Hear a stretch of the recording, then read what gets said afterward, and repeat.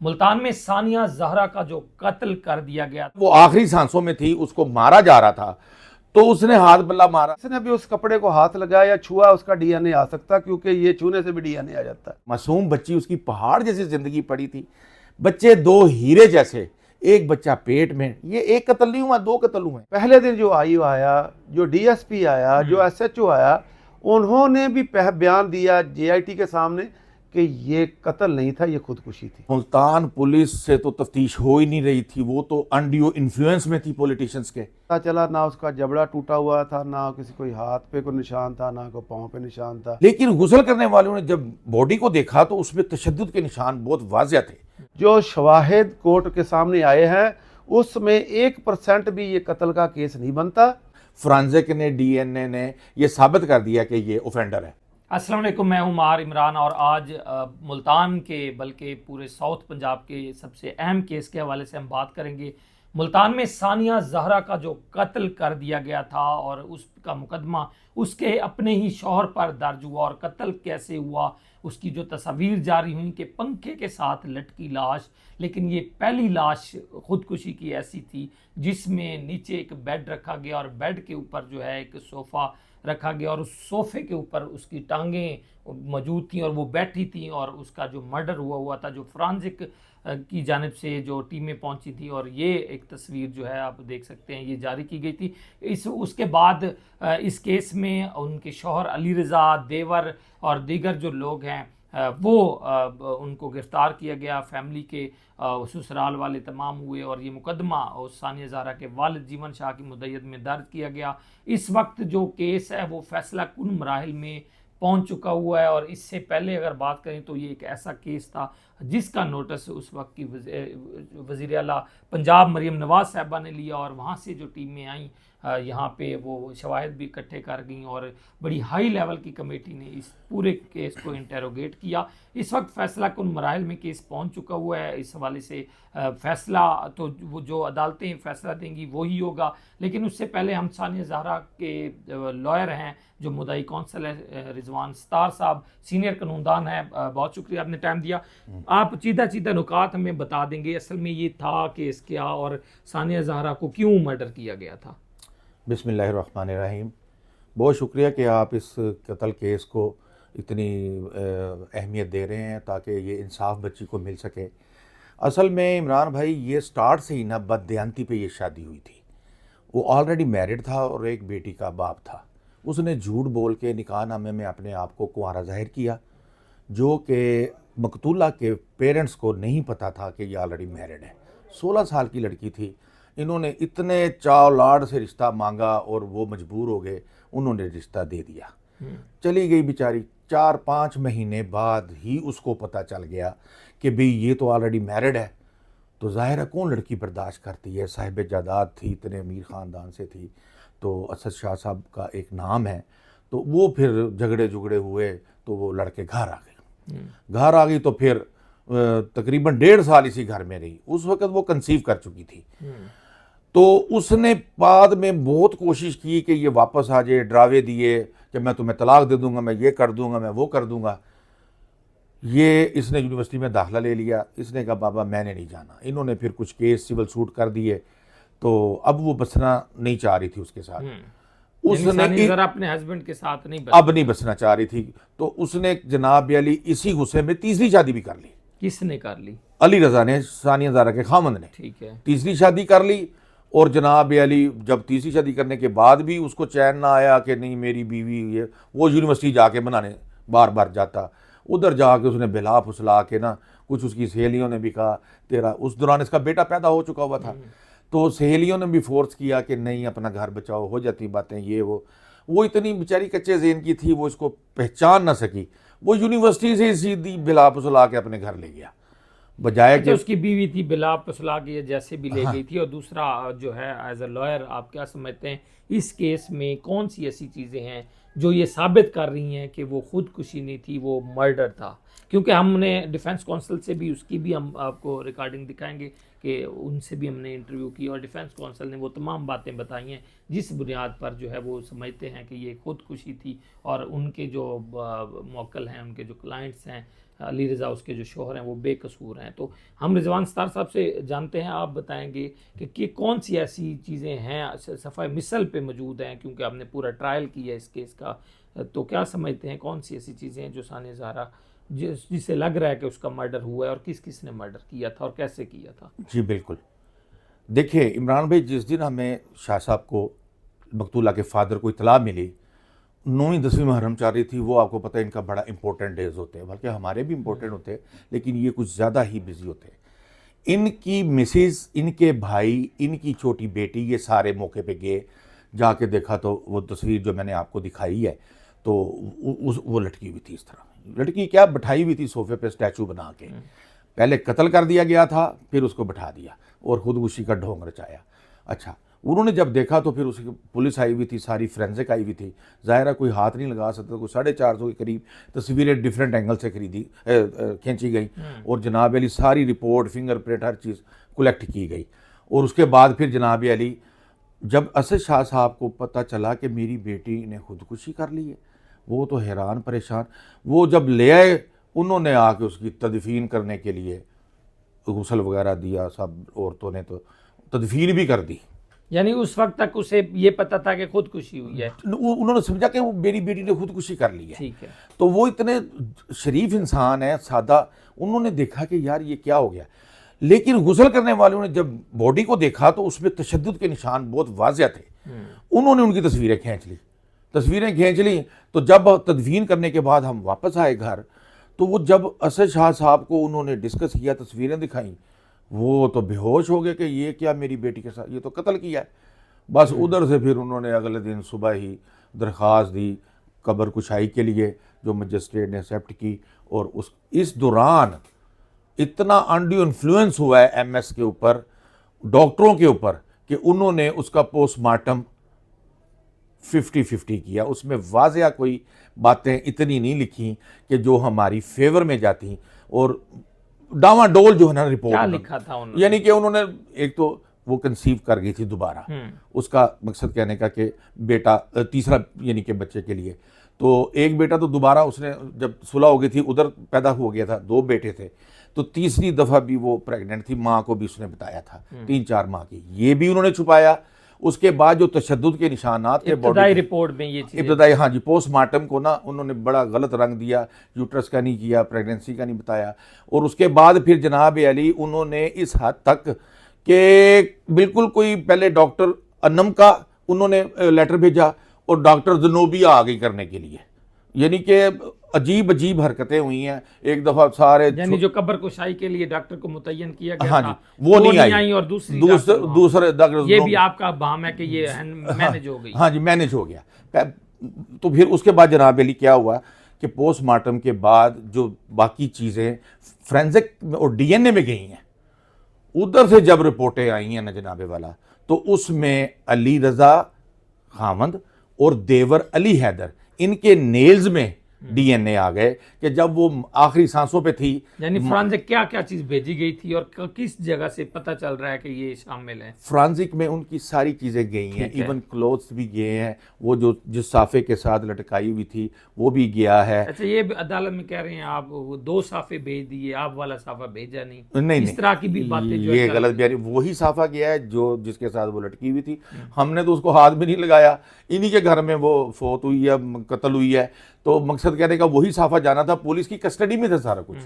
अगर कोई मामला हुआ तो इनकी क्या फ्रांसिक में क्या अहम? फ्रांसिक में सर देखें, एक तो अली हैदर देवर है वो, और अली रज़ा खामद, जब वो आखिरी सांसों में थी उसको मारा जा रहा था तो उसने हाथ बल्ला मारा, वो नेल्स में आ गए। अच्छा, जब माँ ने देखा कि भी ये मेरे बेटों से कत्ल हो गया है, तो माँ ने जनाब हेल्प की उसको लटकाने में। उसमें उसके पटके पे अजरा परवीन सास, जो कि अली रज़ा की माँ है, कंवल नंद, इनके फिंगरप्रिंट आ गए और नेल्स में अली रज़ा और अली हैदर के आ गए। ठीक है, हाँ जी, इन 4 बंदों का वाज़िया डीएनए फोरेंसिक आ गया। ठीक है ना जी। फिर उसके बाद ये आईओ वगैरह इस तरह जेआईटियाँ बनी, चेंज हुई तफ्तीशें, फाइनल जेआईटी ने फिर जो है ना अपनी जो फाइंडिंग दी है ना, उसमें उन्होंने इन 3 को तो कातिल करार किया कि भी अली हैदर, अली रज़ा और अजरा परवीन, इन तीनों को उन्होंने कातिल अनाउंस कर दिया बीच में रिटन रिपोर्ट में, और 3 को बेगुनाह किया। तो हालांकि वो जो नंद थी ना, उसका भी डीएनए था, उसको बेगुनाह नहीं करना चाहिए था। ये फाइनल जेआईटी ने किया, क्या समझते हैं मुल्तान पुलिस ने क्या किया था? जो पहली रिपोर्ट थी उसमें क्या था? मुल्तान पुलिस से तो तफ्तीश हो ही नहीं रही थी, वो तो अनड्यू इन्फ्लुएंस में थी पॉलिटिशियंस के। अब मैं आपको क्या क्या बातें बताऊं कि क्या क्या जुल्म सहे हैं असद शाह की फैमिली ने। इतना जुल्म हुआ है कि आपको बंदे छोड़ दिए गए थे, बंदे छोड़ दिए गए थे, फिर दोबारा बंदे ये जनाब चले गए उधर, प्रोटेक्टिव बेल्स कराई, उधर से इस्लामाबाद से इन्होंने प्री अरेस्ट बेलों के लिए इन्होंने अप्लाई कर दिया। हमने फिर एक और एफआईआर कराई जो कि निकाह नामे पे झूठी इन्होंने लिखाई थी कि कुंवारा है। उस एफआईआर का हमने किसी को नहीं बताया।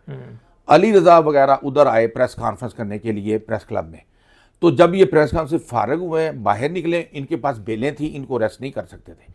हमने इनको दूसरी एफआईआर में 420, 468, 471, 494, 495 गलत बयानी और निकाहनामा। अगर पुलिस उनकी फेवर में थी तो आपके कहने पे वो दूसरी एफआईआर क्यों करती और वो छुपा के क्यों रखती? क्योंकि हम देखें मेरिट पे था ना, दोनों निकाहनामे हमने पेश कर दिए थे। पुलिस कैसे ना एफआईआर देती? पुलिस ने कत्ल की एफआईआर नहीं दी, ये भी देनी थी, उसने लाजमी देनी थी। असद शाह साहब भी आखिर असर रसूख वाले इंसान है, हक तो अपना इंसाफ। आप पॉलिटिशियन के बारे में बात कर रहे हैं, सीएम पंजाब ने आपकी फेवर की, वहाँ से पूरी टीम्स आई, जो मिनिस्टर्स आए और उन्होंने यहाँ पे प्रेस कॉन्फ्रेंस की थी और उन्होंने कहा था हम इंसाफ फराहम करेंगे। जी जी बिल्कुल। पहले मरीम नवाज की टीम ने भी खुदकुशी का गलती से अनाउंस कर दिया था, लेकिन जब फोरेंसिक वगैरह की रिपोर्टें आई तो फिर उन्होंने कहा कि ये कातिल है। और मैं जिन पॉलिटिशियन फोरेंसिक में ये एक दुपट्टे में जो आ गए, निशानात मिल गए, चीज़ें मिल गई, और क्या थे? कोई हड्डी टूटने का जिक्र हो रहा था। आपने पूरा ट्रायल किया, ट्रायल में और क्या क्या चीज़ें थी जो समझते हैं कि ये वाकई मर्डर था? सर देखे ना, जबड़ा टूटा हुआ था जिसका इन्होंने जिक्र किया, तस्वीरों में वाज़ेह है सारा कुछ। जबड़ा और जिस्म पे इतने निशानात थे, चूंकि फीमेल थी, वो निशानात हम मंजर आम पे हमें शर्म आती है। हम तस्वीरों की बात नहीं कर रहे, हम उसकी जो बाद पोस्टमार्टम हुआ उसमें जो चीज़ें आई वो क्या चीज़ें थी आपकी फेवर में? सर देखें, इन्होंने हमारी फेवर में वो उसमें यही आया कि जी ये लड़की उन्होंने तो अपने पोस्टमार्टम में कोई ख़ास ये बात नहीं की कि खुदकुशी की या कत्ल किया। फ्रांसिक की बात कर रहे हैं। हाँ जी, फ्रांसिक ने ये क्लियर किया है कि भी ये जो पटके पे निशानात हैं, फिंगरप्रिंट्स हैं, वो इन लोगों के हैं, अजरा के और अली रज़ा के, खामद के। और कंवल जो नंद है उसकी 3 बंदों के साफे पे फिंगरप्रिंट है और 2 बंदों के नेल्स में डीएनए आया हुआ है। यानी कि ये तो टोटल 4 बंदे जो है ना, फ्रांसिक ने, डीएनए ने ये साबित कर दिया कि ये ऑफेंडर है। पुलिस ने मुलजिम अली रज़ा को, उसके शौहर को गिरफ्तार किया, अली हैदर को गिरफ्तार किया, उसकी माँ को और भाई को। तो उसकी इन्वेस्टिगेशन में उन्होंने क्या लिखा था, इनोसेंट या गुनाहगार? जो मेन जेआईटी है ना जी, जो सुहेब अशरफ साहब डीपीओ सरगोदा, उस वक्त वो एसएसपी एडमन लाहौर थे, तो उन्होंने वाज़ेह क्लियर कट लिखा है। मेरे पास रिपोर्टें मौजूद हैं, मैं अगर आप कहें तो मैं मुलाजा करा सकता हूँ। उन्होंने वाज़ेह लिखा कि अली रज़ा खामद है, जो अली हैदर देवर और अजरा परवीन, ये कन्फर्म गुनाहगार लिखे उन्होंने कि इन्होंने मर्डर किया है और इन्होंने सारा इस लड़की के साथ जुल्म हुआ है। 161 में क्या लिखा गया था, कन्फेशन या डिनाइल? सर वो तो कौन कन्फेशन करता है, वो तो डिनाइल ही करेंगे, उन्होंने डिनाइल ही किया है। पुलिस ने अपनी जो रिपोर्ट एंड में दी जाती है, हाँ जी, क्या अपने उसमें क्या अख्ज़ क्या किया पुलिस ने? पुलिस ने यही अख्ज़ किया जी कि इन 3 बंदों ने उसको कत्ल करके, तो इस तरह तमाम सरकारी और प्राइवेट शहादतें रिकॉर्ड हुई हैं। आप क्या समझते हैं कौन सी अहम शहादत थी जो आपके हक में, जिन्होंने बयानात दिए और जो इनको सज़ा दिलवा सकती है? सर देखें, ये केस है सर्कमस्टांशियल एविडेंस पे, आई विटनेस तो कोई नहीं था, उनके घर में वो कत्ल हुई है, ठीक है ना जी। हम तो बेयारो मददगार थे, अल्लाह ताला ने हमें फोरेंसिक के ज़रिए ये हमें जानकारी हुई कि हमारी बच्ची के साथ जुल्म हुआ। फिर उसकी जो तस्वीरें बॉडी देखी माँ ने, बाप ने, जो देख सकते थे, उनको जब ये 100% हो गया कि हमारी बेटी को मारा गया है। और आप सर देखें ना, ये जो गर्दन पे जो लिगेचर मार्क था ना, वो 1 इंच का तेज धार वाली चीज़ का था। जब ये खुदकुशी या मर्डर हो रहा था उसके बच्चे कहाँ थे, घर में रहने वाले मुलाजमीन कहाँ थे? जी सर, जब ये लोग पहुंचे हैं ना सर, जब इनको पता चला जी, पुलिस वाले ने फ़ोन किया SHO न्यू मुल्तान ने कि असद शाह साहब आपकी बेटी ने खुदकुशी कर ली है, आप ज़रा आ जाएं। फिर एंड में कहा कि ये मुझे खुदकुशी नहीं लगती, कत्ल लगता है, ये उसने असद शाह साहब को कहा। शाह साहब के तो रंग उड़ गए। वो जनाब अली जब गए हैं ये तो बच्चे तो इन्होंने छुपाए हुए थे, बच्चे तो कभी हमारे पास आते ही ना, बच्चों का पता नहीं क्या हाल होना था।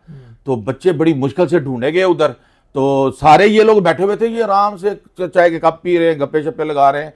और वो अजरा परवीन साहिबा कहती हैं कि जाओ जाओ इसको ले जाओ, हमारा कोई ताल्लुक नहीं, हमें डिस्टर्ब ना करो, हमारा आराम ख़राब ना करो। यानी कि कोई चिड़िया का बच्चा भी मर जाए तो हम लोग कोशिश करते हैं इसको पानी पिलाएं, इसको बचाएं, शायद बच ही जाए। मतलब आप समझते हैं सारों को मिले बदगत थी और ये मर्डर हुआ। आखिरी बात मैं ये जानना चाहूँगा, पूरा ट्रायल आपने किया और फाइनल आर्गूमेंट्स के बाद अब फैसला जो है वो आने वाला है, फैसला जो भी होगा वो सारों को तस्लीम होगा सबको। क्या समझते हैं इसमें कौन कौन किससे सज़ा हो सकती है या केस किस तरफ जा रहा है? देखें भाई, 6 के 6 ही बंदे जो FIR में नामजद हैं वो मुजरिम हैं हमारे, ठीक है ना जी। लेकिन चूंकि ये सर्कमस्टेंशियल एविडेंस है, फोरेंसिक ने जो सबूत दिए हैं उसके हिसाब से ये 3 बंदे तो ये तो गुनाहगार हैं, इनका मेन किरदार है इसमें। अली रज़ा इस वक्त जेल कस्टडी में है, अली हैदर बेल पे है, अजरा परवीन भी बेल पे है। तो इन तीनों की तो सज़ा 100% कन्फर्म है। देखें, इनके ऊपर पहले लगी थी 302, 148, 149, क्योंकि ये 5 और मोर देन 5 पीपल थे, तो अनलॉफुल असेंबली बनी थी। उसके बाद जब पुलिस ने 3 बेगुनाह कर दिए, फिर ये 3 रह गए, फिर वो 148, 49 इन्होंने हटा के 34 लगाई, क्योंकि 5 से कम थे, कॉमन ऑब्जेक्ट था 34 में। अब कॉमन ऑब्जेक्ट पे आप जरा गौर फरमाएं कि एक ही मकसद था सबका, असूलन तो तीनों को सजाए मौत होनी चाहिए।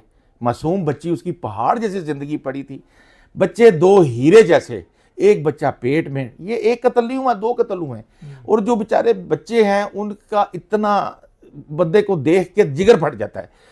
तो सर इनको तीनों को ही सजाए मौत होनी चाहिए। अच्छा, मुझे ये बहुत कम हमने केसेस देखे कि जिनकी डे टू डे इसकी हेयरिंग होती है, यानी कि 100 में से अगर हम परसेंटेज लगाएं तो 2 से 3% केसेस डे बाय डे चलते हैं। आपका केस भी डे बाय डे चला, तो यानी कि रिलीफ या इंसाफ राहम करने के हवाले से अदलिया का इस इक़दाम के हवाले से क्या कहेंगे? फैसला जो भी होगा वो सबको मंजूर होगा, फैसले पे हम कोई बात भी नहीं करेंगे। सर देखिए, जब इतना आप लिटिगेशन को लॉन्ग कर देंगे, वो देखिए ये क्रिमिनल ऑफेंस हुआ है, कुछ सिविल सूट नहीं था, इसका तो फैसला जल्दी होना चाहिए था। इतना लंबा तफ्तीशें बार बार तफ्तीशें चेंज हो रही हैं, IO चेंज हो रहे हैं, बार बार एक GIT बनी, फिर उसके बाद डे बाय डे कैसे शुरू? डे बाय डे ऐसे हुआ कि लास्ट टाइम जब जस्टिस सदाकत अली खान साहब के पास अली हैदर की बेल गई है, तो अजरा परवीन की पहले हो गई हुई थी बेल, अब इसकी बेल गई है, तो उन्होंने फिर देखा कि ये 5-6 माह से अंदर है और उन्होंने इसकी बेल ले ली।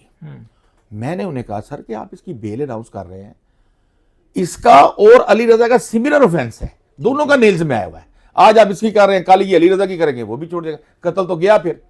तो उन्होंने कहा कि ट्रायल बिल्कुल कंक्लूड होने वाला है। तो मैंने कहा सर कंक्लूड होने वाला है तो भी इसको रहने दें, अंदर ही रहे, जो अगर बेगुनाह होगा तो बाहर आ जाएगा, नहीं तो फिर जो जाए सबका फैसला होगा। उन्होंने बेल चुके अनाउंस कर दी थी, once a justice announce the bail can not return back. तो वो फिर जनाब अली उन्होंने कहा कि ठीक है, 1 महीने की डायरेक्शन है, तो ये फौरन फैसला होगा इसका। तो अब 1 महीने में ये फैसला हो रहा है? 1 महीने में नहीं, फिर देखें चूंकि 42 एविडेंसेस थी, फिर हमने थोड़ा शॉर्ट लिस्ट किया उसको, जो मेन एविडेंसेस। कितना अरसा हो गया, कितनी पेशी हुई, कितने एविडेंसेस हुए और अब क्या स्टेज है? अब सर ये तकरीबन 4-5 दिन पहले आखिरी जो उनसे एक्सटेंशन ली है मोहसिन अली खान साहब, एडिशनल सेशन जज साहब ने 1 वीक का उनको मिला है, जो कि 1 वीक आज कल में पूरा हो गया है, ठीक है ना जी। तो इसलिए कल उन्होंने 10 बजे बहस रखी है, वो बिल्कुल चाह रहे। उससे पहले जो हुंजरा साहब थे, सैफुल्लाह हुंजरा साहब, उन्होंने डे बाय डे चलाया है, इस वक्त हमारे साथ डिफेंस काउंसिल सीनियर कानूनदान हैं ज़िया रहमान रंधावा साहब, वो मौजूद हैं जो कि इस केस को बतौर डिफेंस काउंसिल जो है वो आर्गू कर रहे हैं। आज हम सिर्फ डिफेंस काउंसिल से ये जानेंगे कि कौन से ऐसे पहलू हैं जो इसको जो है वो कमज़ोर कर रहे हैं, इसमें कौन सी अहम शहादतें थीं जो रिकॉर्ड हुई, इस तो पूरे केस के हवाले से सर क्या कहेंगे। सानिया ज़हरा के एक बड़ा जो केस है उसका फैसला अब होने वाला है और फैसले से पहले अब तक की जो अदालती प्रोसीडिंग है उस हवाले से भी बताइएगा और इस केस के हवाले से बताइएगा। शुक्रिया इमरान भाई। ये जो केस है उसमें जो सानिया ज़हरा है वो इब्तदाई तौर पर एक पंखे के साथ उन्होंने खुदकुशी की।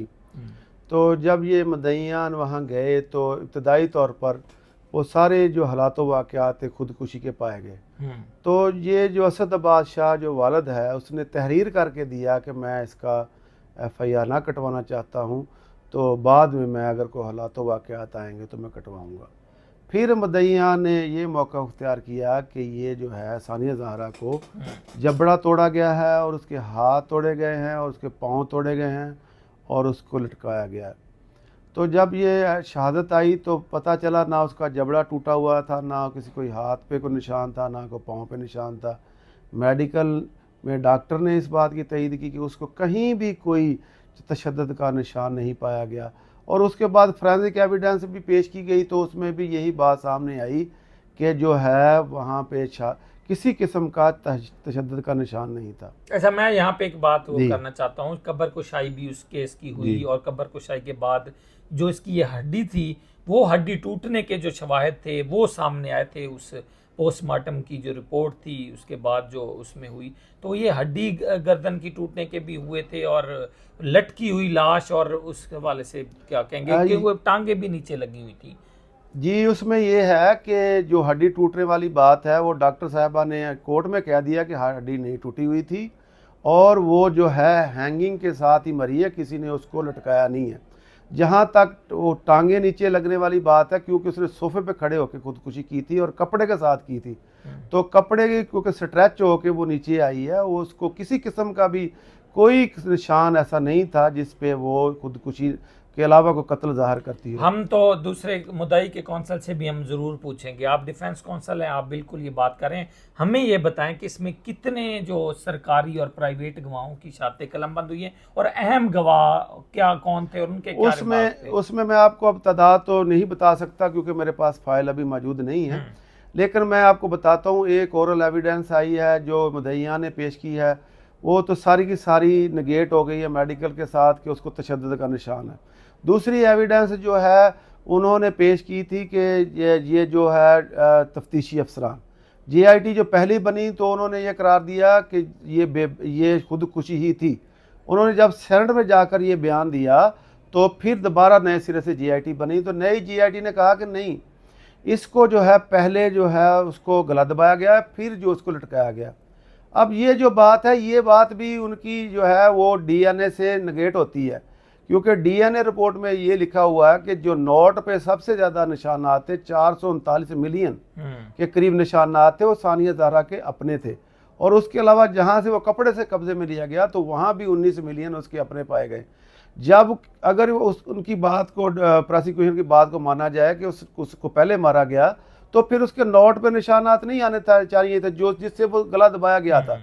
तो ये जो एविडेंस है सिरे से पूरी फाइल पर कोई एविडेंस सिरे से मौजूद नहीं है। जो कपड़े की बात हुई, वो जो दुपट्टा जो हासिल किया गया था जिससे लटकाया गया, तो उसमें जो है वो निशानात उसकी सास के जो है वो उसमें पाए गए और उसके देवर के पाए गए, अली रजा के, तो उस हवाले से भी बातें जी सामने आई। अली रजा के जो है वो DNA रिपोर्ट में अली रजा के कोई निशानात नहीं पाए गए, वो कन्फर्म रिपोर्ट नहीं थी जिसकी बुनियाद पर ऑनरेबल हाई कोर्ट ने बेल ग्रांट की। जहाँ तक ये कपड़ा कब्जे में लेने की बात है तो मुद्दईयान ने मौका अख्तियार किया कि मर्दाना कपड़े से उसको लटकाया गया, फिर PFS ने मर्दाना कपड़े का कहा, काला मर्दाना कपड़ा, फिर तमाम गवाहान ने मर्दाना कपड़े का।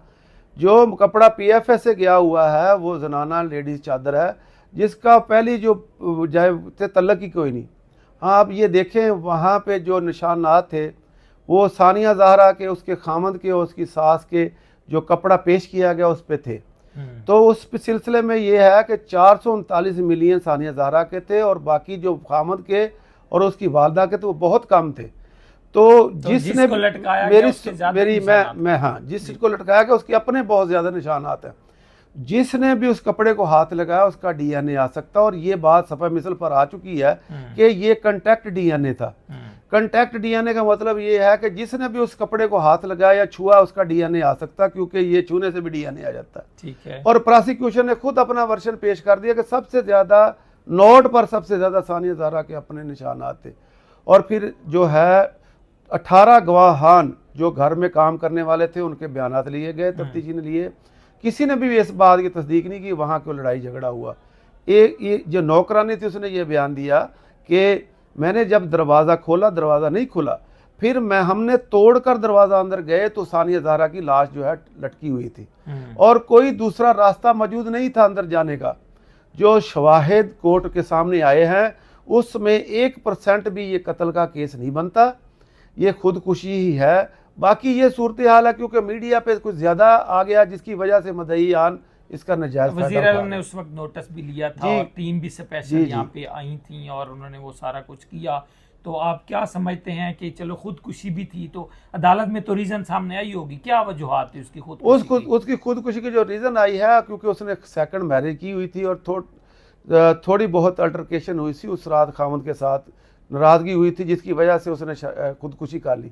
और इस ख़ानदान में एक और हिस्ट्री भी है, इससे पहले भी इसका भाई और एक और दीगर रिश्तेदार भी खुदकुशी कर चुका है। इसमें जो है पीछे भी रिकॉर्ड यही है कि ये खुदकुशी तो इनके खानदान में क्या मेडिकली तौर पे आप कैसे साहब कहेंगे कि खानदान में अगर कोई खुदकुशी करे तो दीगर लोग भी इसमें कर नहीं, सकते उसमें ये कोई ज़रूरी नहीं है कि वो खुदकुशी की हो, लेकिन डॉक्टर ने ये कह दिया कि ये हैंगिंग का केस है, इस पर कोई स्ट्रगल का निशान नहीं है। उसने जो बाल बनाए हुए थे वो बिल्कुल ठीक थे, किसी जगह पे भी कोई स्ट्रगल का निशान नहीं है। कोई भी बंदा किसी को एक पलंग के ऊपर सोफ़ा रख कर टांग कर बांध ही नहीं सकता अगर स्ट्रगल ना हो तो ये एक साफ सी ज़ाहिर है। अगर उसको वायलेंस मार का स्ट्रगल बिल्कुल भी नहीं है और सारे का काको वाक़यात बता रहे हैं कि जब वो उसके घर के कमरे के अंदर कोई जा ही नहीं सकता, उसने अंदर से लॉक किया हुआ था, बाहर से तोड़ के अंदर गए हैं, तो फिर कैसे ये किसी कोई एक बात और आ रही है जो इसमें आईओ था रमजान, उसने कपड़ा भी और भिजवा दिया, वो मुतलका कपड़ा नहीं भिजवाया, तो क्या इसमें कितनी हकीकत है? जो ये तो प्रोसिक्यूशन के अपने 2 वर्शन हो गए ना जो आप बात कर रहे हैं। कपड़ा पहले काला मर्दाना था, भेजा सनाना गया, तो इसका फायदा तो कोई इंक्वायरी हुई उसके खिलाफ? नहीं, कोई इंक्वायरी नहीं हुई। ये मुद्दईयान का तजाद है, शुरू से लेकर आज तक तजाद ही आ रहा है, हर बात पर तजाद है जिसको वो मुलज़म की तरफ फेंकते हैं। क्या समझते हैं अहम गवाहों में कौन कौन से बड़े सरकारी गवाह थे जिनकी शहादतें हुई और जो यहाँ पे आए? इस केस में कोई डायरेक्ट एविडेंस नहीं है कि किसी ने देखा हो, ये सारी जो है मेडिकल एविडेंस और डीएनए की एविडेंस पे ही बेस कर रही थी। कौन से गवाह आए इसमें डॉक्टर साहबा आई जिन्होंने कहा कि ये जो है इन्होंने हैंगिंग की है। डीएनए का कोई एक्सपर्ट नहीं आया क्योंकि उसमें रिपोर्ट जो है वो पर सी एडमिसिबल होती है, तो सिर्फ टेंडर की गई है। एक जो क्राइम सीन यूनिट की एक रिपोर्ट उन्होंने सबमिट कराई है जिसमें भी उन्होंने ये करार दिया, पूरा 15-20 दिन तहरीक करने के बाद, वहाँ पूरी बशक करने के बाद ये करार दिया कि हो सकता है कि बाहर कोई बैरूनी जो है अमल हो, और उसको भी मशकूक करार दिया कि कोई किसी ने मारा। डेफिनेट ओपिनियन किसी ने भी पूरा सफ़ा मिसल पर किसी ने भी डेफिनेट ओपिनियन नहीं दी कि ये कत्ल है। हाँ, इस सारे वाक़यात को अगर मद्देनज़र रखा जाए तो वो ये सामने आता है कि ये खुद की खुशी का केस था। बाकी जो है क्योंकि ये वो एक लेडी थी तो लेडी की वजह से इसको ज़्यादा मीडिया में पजीराई मिली, हालांकि इसका नुकसान जो है सारी फैमिली को मुल्ज़िम की को भुगतना पड़ा। वो बेकसूर भी थे और सारी उसकी वालदा, बहनें, उसका वालिद सब इसका शिकार हुए। ठीक है, वो एक बहुत ही अंदोनाक मर्ग है जिसका हमेशा जो है उसकी तज़ियत ही की जा सकती है, लेकिन किसी को गलत तरीके से उसका जो है सज़ावार भी करार नहीं दिया जा सकता। तो मेरी जो अपनी राय है और मैंने ये कोर्ट में बात साबित कर दी है कि ये जो है ये खुदकुशी थी, इसको कत्ल नहीं किया गया। और जो भी इन्वेस्टिगेशन हुई है, पहले दिन जो आईओ आया, जो डीएसपी आया, जो एसएचओ आया, उन्होंने भी बयान दिया जेआईटी के सामने कि ये कत्ल नहीं था, ये खुदकुशी थी।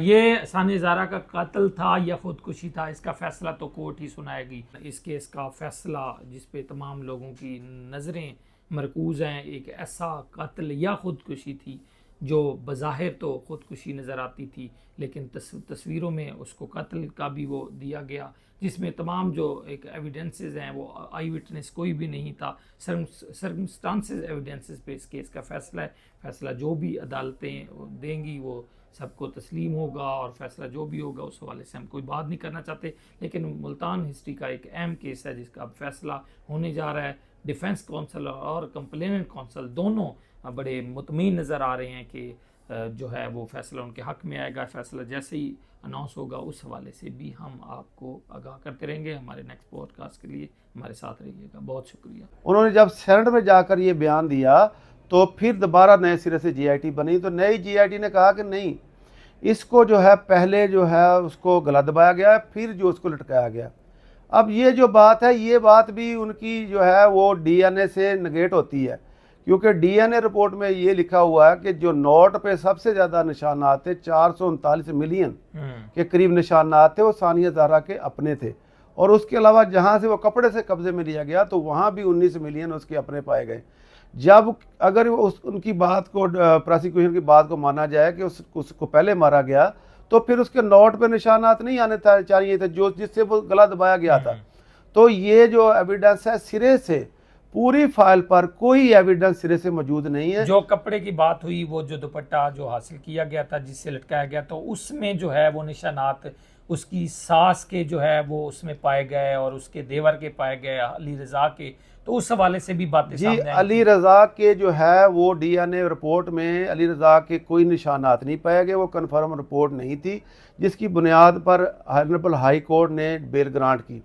जहाँ तक ये कपड़ा कब्जे में लेने की बात है, तो मदइया ने मौका अख्तियार किया कि मर्दाना कपड़े से उसको लटकाया गया, फिर PFSA ने मर्दाना कपड़े का कहा, काला मर्दाना कपड़ा, फिर तमाम गवाहान ने मर्दाना कपड़े का।